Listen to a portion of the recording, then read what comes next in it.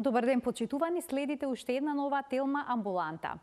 Легнуваме уморни, но се будиме уште поизморени, иако сме спиеле доволно.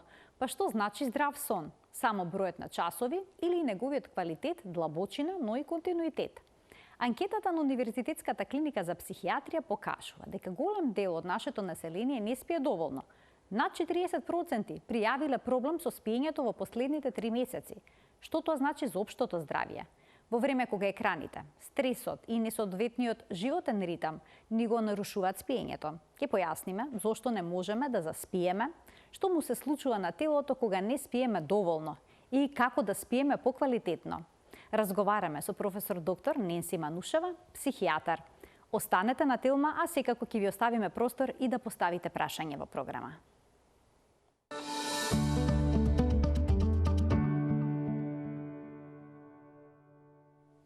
За квалитетен живот потребен ли ни е квалитетен сон? Ќе прашаме професор доктор Ненси Манушева, психијатар од Универзитетската клиника за психијатрија. Професорке, добар ден, добре дојдовте во Телма амбуланта. Добар ден, многу ми е драго што сум гостин во вашата емисија и што ќе може заедно да дискутираме на некои теми околу спиењето, кое што е навистина многу битна функција во човечкиот организам. Професор, ќе се случува да се разбудиме ненаспани по 7, 8 или пак 9 часа сон. Дали тоа значи дека за здрав сон не се доволни само бројот на часови минати во кревет, односно спиејќи? Да, секако. За да се чувствуваме одморени, битно е по кое време легнуваме, условите во кои спиеме, должината на спиењето се разбира, но често се случува да имаме и прекини во спиењето кои што нели го реметат нашиот сон, неговата функција и не ни дозволуваат да се разбудиме одморени, односно да се оствари сонот неговата функција која што е ресторативна и која што нели му овозможува на организмот да се регенерира и припреми за предизвиците за наредниот ден. Колку часа сон му се потребни на возрасен човек? Па, според Американската федерација за медицина на спиење, 7 до 9 часа веќе на лица кои што се адолесценти од 18 до 25, па и возрастни лица од 25 до 65 години се нешто што е во просек доволно, но сепак нели си постојат индивидуални разлики. Но препораката секако е таа, нели, за просечно време потребно да се одмори организмот. Може ли некому да му е доволно 6 часа сон? Да, постојат и такви лица. Или пак некој да има потреба 10 часа да одспие, инаку ќе се чувствува уморно? Постојат индивидуални разлики, нели секогаш, но битно е да личноста која што нели како да кажем, да го восстановиме моделот на спиење. Тоа често го работиме ние во нашата амбуланта, која е потребно да се постави диагноза дали некој пати од некој расстройство на спиење или не. Секако дека има лица кои што и со помала нели количина на спиење, да речеме квантитет, би се одмориле, но тие се ретки. Сепак нели најголемиот процент би требало да ги исполни тие 7 до 9 часа. 7 значи до 9 часа. И сега кога сме наспани утредента, се чувствуваме раздразливо, концентрацијата ни е нарушена, лошо ни е расположението. Но што ако во еден подолг временски период не спиеме доволно? Да речеме, поминуваме во сон само 6 часа или 5? Според бројни истражувања во последно време многу се посветува внимание нели на функцијата на спиењето и на сите оние процеси што се одвиваат во тек на ноќта, дека дури и еднодневна депривација на спиење од нашиот ритам може да ни го поремети дневното когнитивно функционирање, односно оние повисоки функции, ние ги велиме екзекутивни, способности за расудување. Значи само ако еднаш не се наспиеме доволно, се тоа ќе биде нарушено? Па секој од нас, јас мислам дека голем процент од населението кога се менува времето и кога имаме она депривација од скратено спиење од 1 час наредниот ден, сме со она brain fog, нели, или како магла во чувство, ментална магла, мозокот, да. А влија ли недостатокот на сон врз физичкото здравје?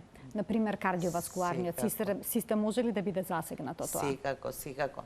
Она што може би на почетокот би требало да го кажеме дека сонот или неговата физиологија е она што го реков ресторативна, многу физиолошки процеси, многу хормони се одвиваат во тек на ноќта. Да речеме она рано утринско будање, кое што и депривацијата што ја велиме, во тие токму од 4 до 6 часот наутро е пикот на оние хормони, стрес хормони, нели ние што ги велиме гликокортикоиди и други, кои што го припремаат организмот за стресот на наредниот ден.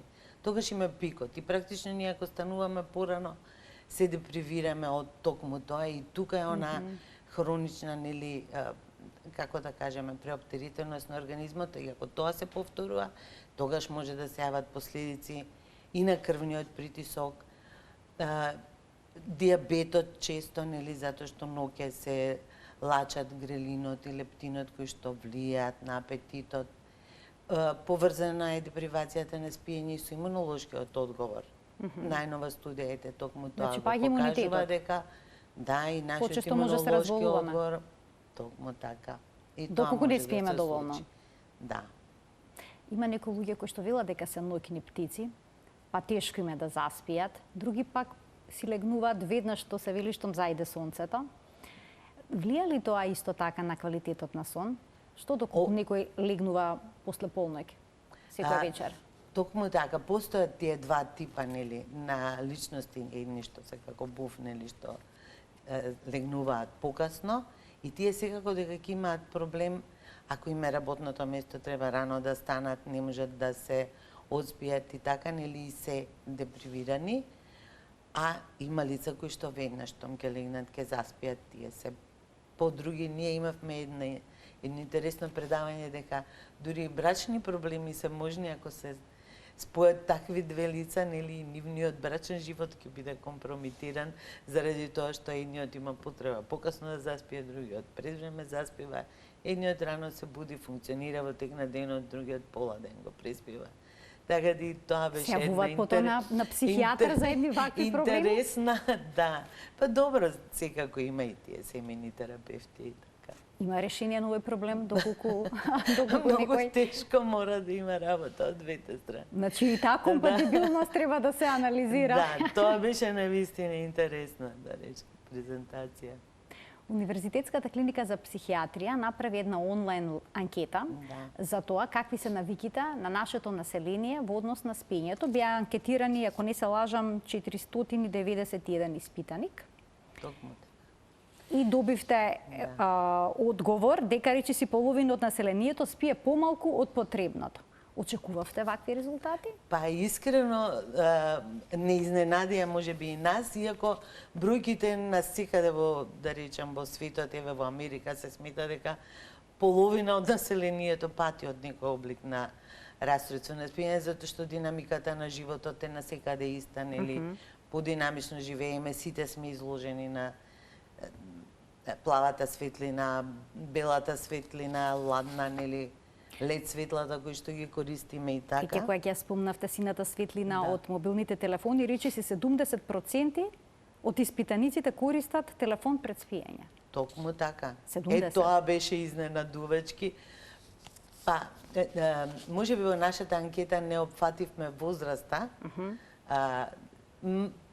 иако искрено мислам дека и повозрастните го користат. Мобилниот како облик, нели, за заспивање. Значи 69%. Но сепак е многу голем процентот, да. Ова анкета беше направена заради тоа што, морам да го спомнам тоа, март беше месец на спиењето. Во Европа на 6 март беше пиџама деј, кој што ја гласуваше улогата на спиењето, а на 13 март е светскиот ден на спиењето, така да во светот многу се посветува внимание на одржување на здравиот сон како превенција на менталното здравје, затоа што тој е одговорен за нашата општа благосостојба и менталното здравје. Значи, и телесното и менталното здравје. Може да доведе до анксиозност и до депресија? Може, секако, затоа што се намалува нашиот Емотивен прак, недоволно се одмараат тие амигдални јадра каде што е сместен стресот. Нашата емпатичност се намалува, склони сме да бидеме поиритабилни на мал повод. И еве како што можете да видите тука, и нашите пациенти одговориле дали сметате дека сонот влие и на расположението и на концентрацијата. Гледате колку се тоа високи проценти. Ајде да ги искоментираме бројките. 71% дека им влие на расположението, 64% дека и концентрацијата им била засегната, што е нели еден од првите и она што го рековме. Работната ефикасност, односите со околината. Не може да се концентрираат, да се фокусираат, да ги обавуваат своите нели работни обврски онака како што би можеле. Еве што ја спомнав, иритабилност со односи со околината, значи толерабилноста се намалува. Дури и на мал повод сме избувливи. Преосетливи. Пречувствителни, така. Сега исто еве јас некои податоци издвоив, само 22,8% спијат оптимални 7 до 9 часа, а дури 11,6% спијат помалку од 5 часа. Да. Што најверојатно не е мал процент. Да, не да речам, предпоставам дека можеби имаат некои потешкоти да речам, со спиењето, дали со заспивањето, дали со одржување на спиење и слично. Значи тие што изјавиле дека имаат помалку од 5 часа. А 42% се будат неосвежени. Да. И повторно во контекст на тоа. Повторно, да. Нешто што, како да кажам, ако спиењето не е доволно или не е квалитетно, лицето не може да се одмори. Често за тоа се кријат бројки. Еве Америка, која што е водечка и од каде што потекнува медицината на спиењето, нели таму се тие почетоците на истражувањата и користење на тие полисомнографски методи со кои се испитува спиењето, сметаат дека дури и кај нив многу од расстройствата на спиење се недиагностицирани за, да речеме, нокната апнеа, да ја спомнеме, дека дури и кај нив 80% се недиагностицирани. Така, значи, нокната апнеа може да доведе до проблеми во сонот, кај оној што страда од нарушување. И да се чувствуваат, и секаде каде што има нарушување на спиењето, за да поставиме диагноза, мора да има реперкусии на дневното функционирање. Ако нема реперкусии, тогаш не се смета дека е тоа расстройство. Значи, треба да има неквалитетен сон, да не се буди одморен, да има потешкоти, еве да ја земеме на соницата со заспивањето или одржувањето на спиењето, но тоа мора да има реперкусии на дневното функционирање и да трае подолго време, за да го диагностицираме како расстройство. Инаку се само потешкоти, но и за нив потребно е да имаме одржување на ние, велиме, хигиена на спиењето. Кога сме кај партнерските релации, понекогаш луѓето се жалат и дека не може да спијат поради хрчењето на нивниот партнер. Да, тоа често е и кога се земаат податоци вообичаено, кога третираме некој расстройство на спиење, пожелно е да тие го велиме брачен партнер или бед партнер, нели не мора да се во брак, може да се партнери, дали и постои речење и дали тоа го ремети. Често нас не доаѓаат пациенти каде што супружниците веќе спијат во одвоени соби, заради тоа што кога имат, да речеме, нокна апнеа, затоа што речењето не е болест, но ако има апнеа и прекини во дишењето, нели, кои што се потоа пропратени со грасно речење, проблем има и партнерот, бидејќи така велат, ако заспиам пред него добро е, ако не, или ги будат во текот на ноќта, нели? Па и нивниот сон се ремети, така да двајца патат кога постои такво расстройство. Можеме уште еднаш да погледнеме анкетата, би сакала да искоментираме колкав процент од испитаниците всушност смета дека им е потребна тоа е интересна бројка, да. Тоа можеби беше за изненадување. Може уште еднаш да го погледнеме истиот елоп, така? Мислам дека беа околу 40%. Да, еве. Во програма го имаме телопот. Јас ке замолам и на видео зидот за да можеме да го искоментираме. Значи, околу 40% Околу 40%. потреба, сметаат дека може да им се помогне. Так, еве 44,6% сметаат Да. дека имаат потреба, но нема И бројот на... може би има 33. Значи тоа е веќе една заедно бројка поголема.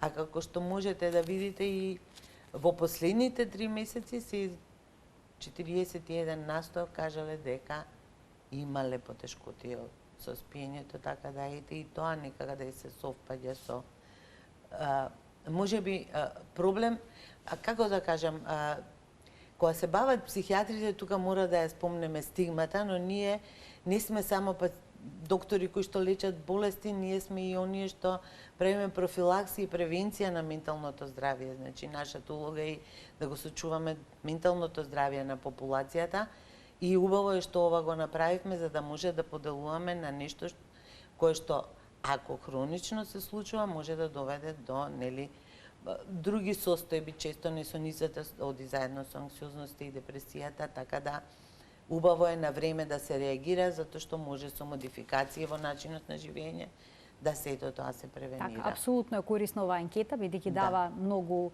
значајни резултати и бројки. Сега ќе проговориме и за причините кои што доведуваат до неможност за заспивање или пак до нарушен сон. Понекогаш слушаме дека сонот во минатото не се одвивал континуирано, бил поделен во две фази. Во прв и втор сон и помеѓу луѓето се буделе во текот на ноќта. Па дали ова точно? И во тој случај, дали секој будење во текот на ноќта би значило некакво растројство на спиењето или пак едноставно да биде некој природен модел? Па искрено јас тоа не сум го сретнала во литературата, можеби. Јас тоа би го објаснила на следниот начин. Сите ние, ако се споредиме порано, со нашата физиологија, со целокупниот живот, управо циркадијалниот ритам или тој 24-часовен ритам. И тој е регулиран од светлината. Дење има светло, ноќе нема светло. Луѓето порано кога немало светло, ќе имаат столни лампи и ќе легнат во одредено време затоа што утрената пак ќе почнат и ќе одат на работа. Ние сите дневното светло го продолжуваме. До касните ноќни сати, тука е лед светлото, белата светлина, тука е телевизорите, екраните со плавата светлина, мобилните телефони кои што постојано ги стимулираат нашите рецептори во очите. И заради тоа ние и во кој им препорачуваме на пациентите, да сето тоа, како да кажем, да го прилагодиме нашиот ритам и мозокот да си го припремиме за спиење. Значи, не може ние од дневно светло веднаш да заспиеме, туку би требало да ги прилагодиме. Еве, баш пред некој ден имав пациентка која што имала хронична несоница, зборуваше за неколку години со потешкоти со спиење, и која што објаснува ги имаше усвоено сите, да речам, потребни навики, но вели, јас толку ми се спие, очите ми се затвараат и, бидејќи не можам да заспиам, го земам мобилниот и го гледам, што е наполно спротивно од сите препораки, практично го разбудува мозокот и го енергизира, го стимулира, наместо да го припремиме, да го стишаме.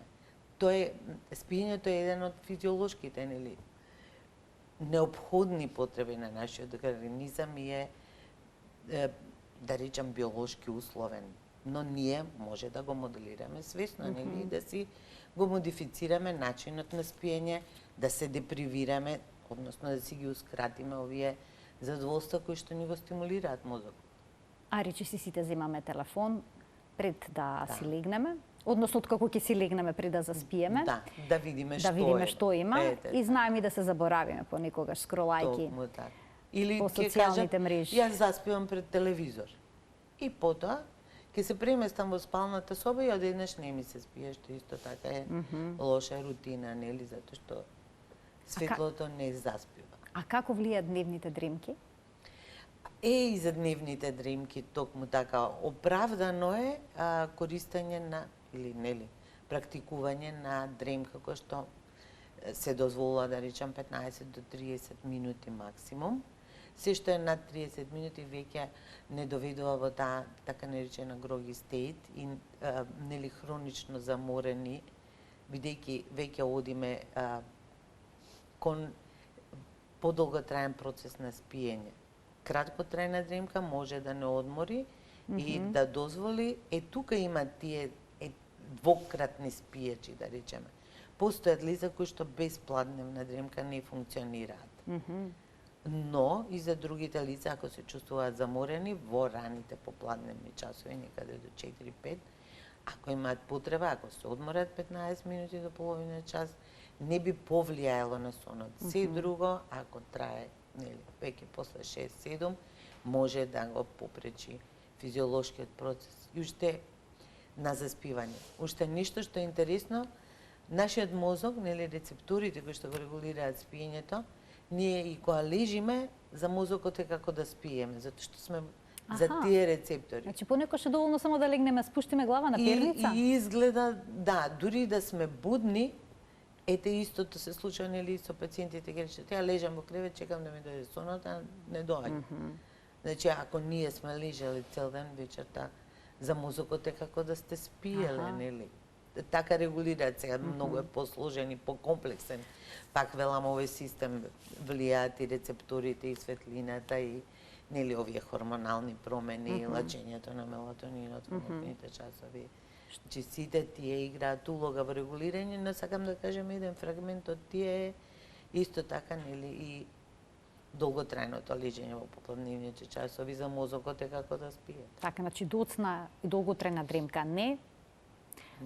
Лежење претерано во текот на денот исто може да доведе до неможност за заспивање и вртење во креветот. Што ако се напиеме кафе во попладневните часови? Дали навистина кофеинот расонува? Да.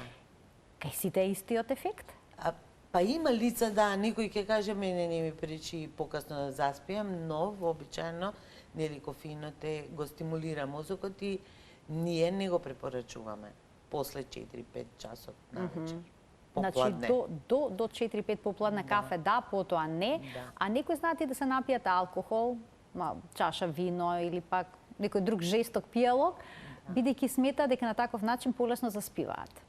Има ли вистина во тоа и како алкохолот влијае на структурата на сонот? Па алкохолот вистина е дека може да повлијае, да речем, на заспивање, зашто и покрај тоа што сите сметаат дека тој не развеселува, тој е депресор на централниот нервен систем. И може да заспие, но потоа имаме ребаунд несоница, околу 2-3 часот се буда, затоа што престанува дејството и тогаш уште потешко се заспива, така да во нашите протоколи, каде што се работи, нели, за третман на несоница, ние им препорачуваме да не пијат алкохол, да. Дури ни вино? Не. Не. Се што содржи алкохол треба да биде на црната листа доколку имаме проблем со сонот. Токму така, затоа што може да ја даде оваа ребаунд несоница која што е околу 2-3, која е потешко да се заспи. А ако секој вечер се будиме околу 2 или пак 3 часот, укажува ли на некој конкретен проблем тоа? Па да ви кажам искрено, сега во најновите класификации тоа има, често се случува да се разбудат околу 2-3, дури и да конзумираат храна во тоа невообичаено време и тоа е кога е растроен сонот и таа физиологија на спиењето и лачењето на грелинот и лептинот кои што влијаат во регулација на шеќерот ноќно време. Значи може да укажува на некој... Дури тоа постои како нова диагноза, да речем, прекумерно јадење во ноќните сати и потреба за А ако не стануваме да јадеме, а се будиме сепак во тоа време од ноќта? И тоа е облик на несоница. Значи, несоницата може да има проблем со заспивање, може да има проблем со ова испрекинат сон или будење во одредено време, или раното утринско будење, кое што почесто е поврзано, може би, со состојбите кај нас во психијатрија, кај депресијата и така натаму. Ќе ги вклучиме гледачите, почитувани од тој момент емисијата е контактна, можете да поставите прашање поврзано со сето ова за што говориме денеска. А што е со жените кои што се во период на менопауза? Тие велат дека всушност имаат ноќни будења, ноќни препотувања, немир во сонот. Значи тоа дека хормоните, женските хормони се директно поврзани со сонот? Нивниот пат конкретно падот, така, на естрогенот. На естрогенот, Прогестеронот, и на така. прогестеронот, токму така. Тие се многу битни за одржување на спиењето и нивниот пад може да доведе до нарушување на спиењето, особено падот на естрогенот кој што е одговорен нели за тие ноќни топли бранови и потењето што го чувствуваме. Прогестеронот пак е битен исто за одржување на должината на сонот. И се разбира тестостеронот кој што исто се намалува кај жените. Ние си го имаме и него. И жените го имаат тестостеронот.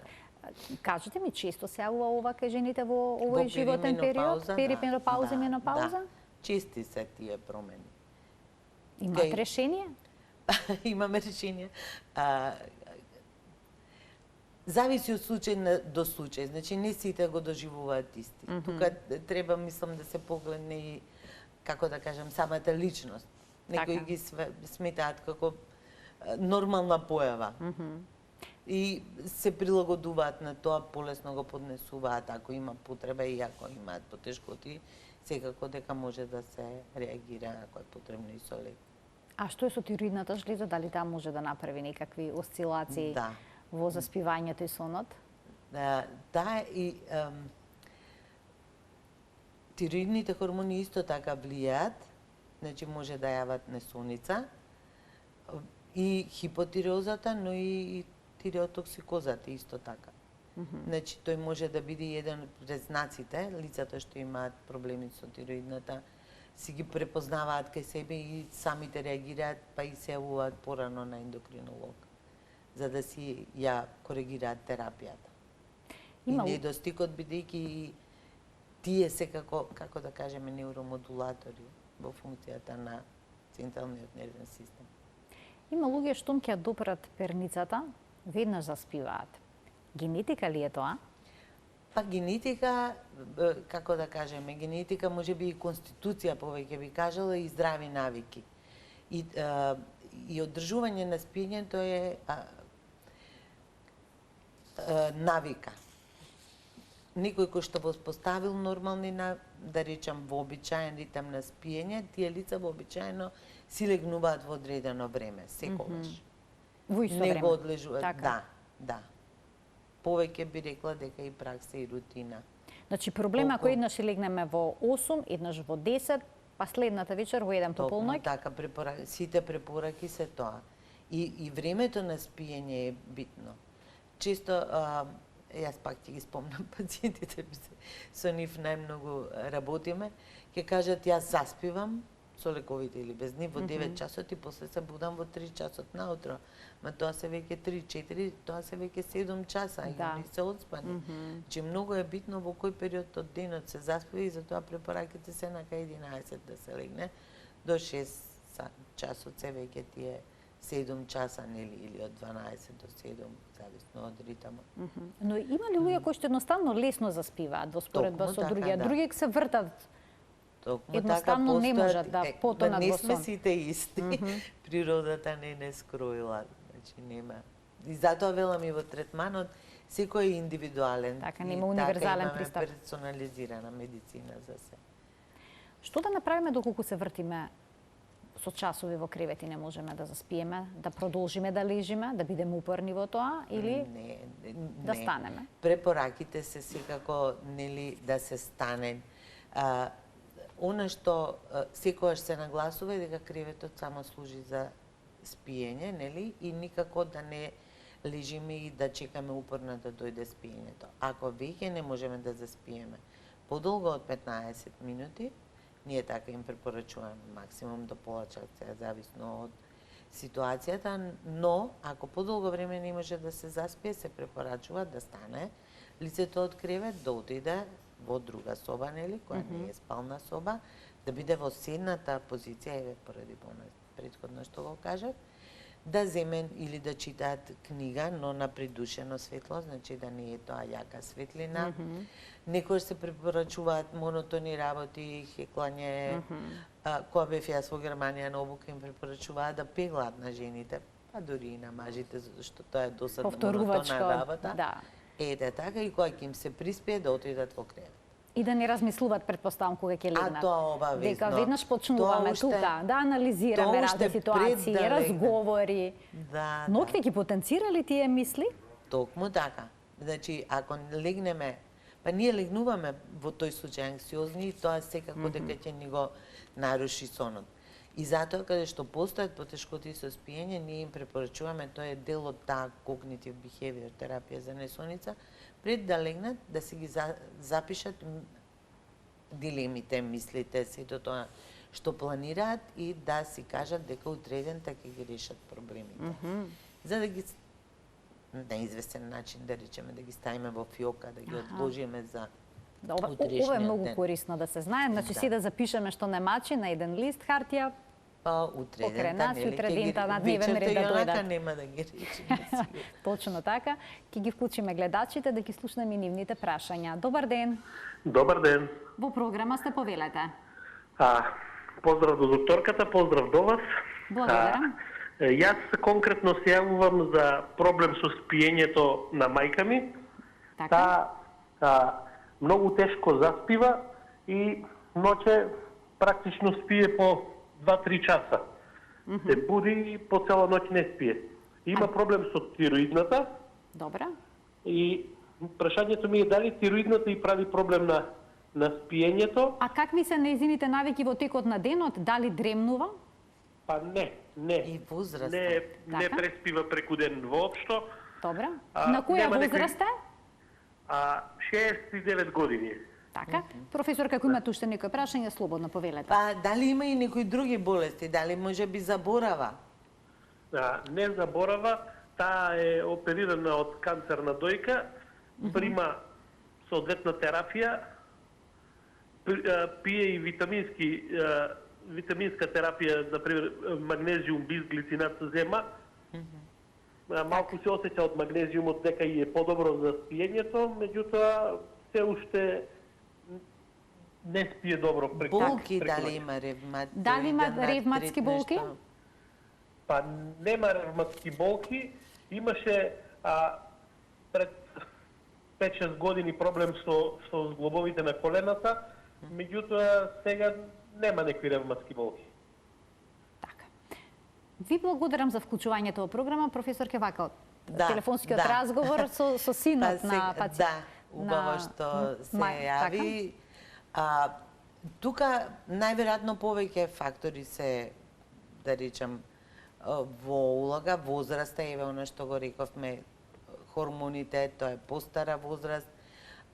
Треба да се исклучи, можеби некој се случува во постара возраст, за тоа прашав за заборавање.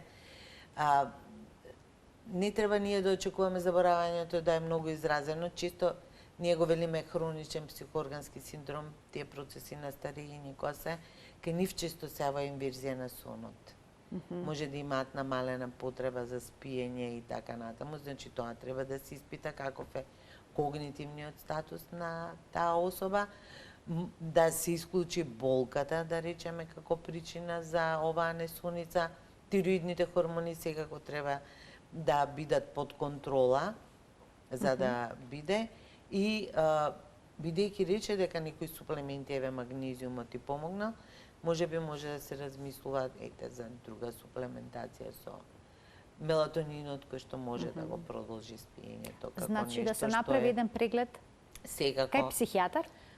Па, мислам дека еве може и матичниот тоа да го провери, Така. па ако има потреба да го препрати кај нас секако дека би требало за тие когнитивните симптоми да се направи едно психолошко тестирање. Ајде уште еден гледач да вклучиме. Добар ден. Се исклучил гледачот. Ние продолжуваме понатаму, гледачот го спомена магнезиумот, а тука и мелатонинот. Да. Дали ова добра комбинација? Советувате ли секому да земе мелатонин? Па, Може ако ли има- магнезиумот на своја драка се зема? Потоа има различни форми на магнезиум. Па Што е најдобро за магнезиумот сон? директно за спиењето мислам дека не многу да придонесе, може би за релаксација за мускулите и така натаму, може на друг начин помага, но во процесите на спиење секако дека мелатонинот игра улога и вообичаено ние, еве јас лично исто многу го препорачувам. Јас секогаш го препорачувам чистиот мелатонин затоа што од него можеме убаво да го дозираме ако е потребно дозата. Минимална доза е 1 милиграм, но за спиење се потребни 3 до 6 милиграми, значи може да изтитрираме ако е тој комбиниран, често магнезиумот е комбиниран со B6, B12, нели?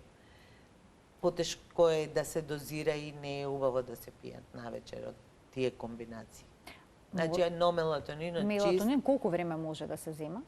па според препораките максимум до 3 месеци. Аха, значи Значи, тука ако има има ограничување, не потреба, може да. бесконечно да бидеме на мелатонин. Но зборуваме за нели тераписки цели. Така.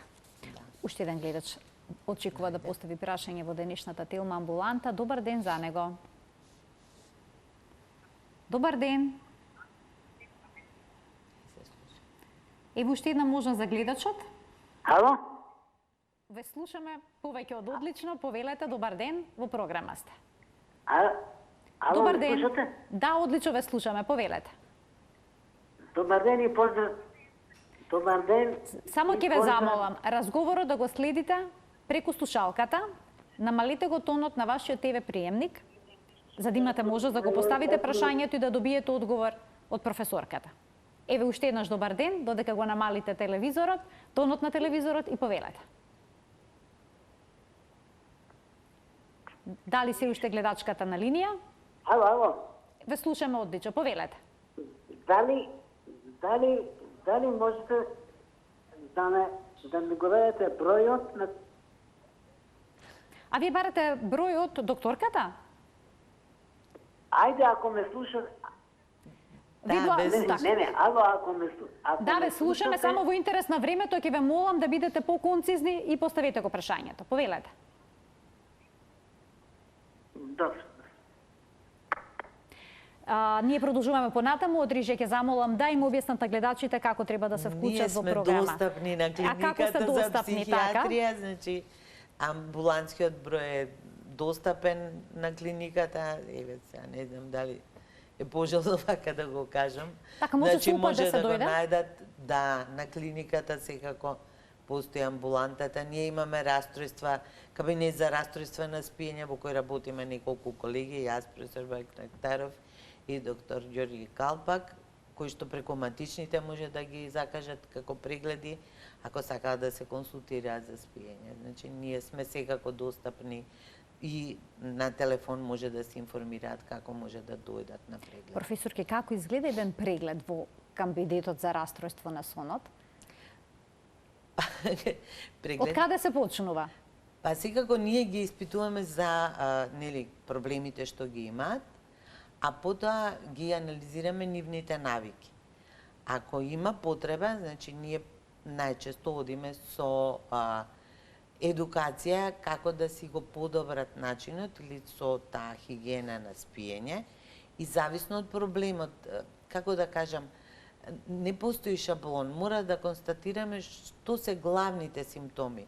Често доаѓаат еве нели некогаш со хронични несоници кои што се третирани од матични лекари, каде што често има злоупотреба на бензодиазепини, често на хипнотици, значи тука треба да реагираме, па некогаш кога е потребно даваме и соодветни лекови. Помагат бензодиазепините за потикнување? Тие помагаат токму така, но да даваат зависност. Според сите препораки и бензодиазепините и хипнотиците немаат, значи според сите упатства препорака за долготрајна употреба. Еве да речеме хипнотици може за краткотрајна несоница, дозволени се да речем 7 дена, максимум до 10 дена.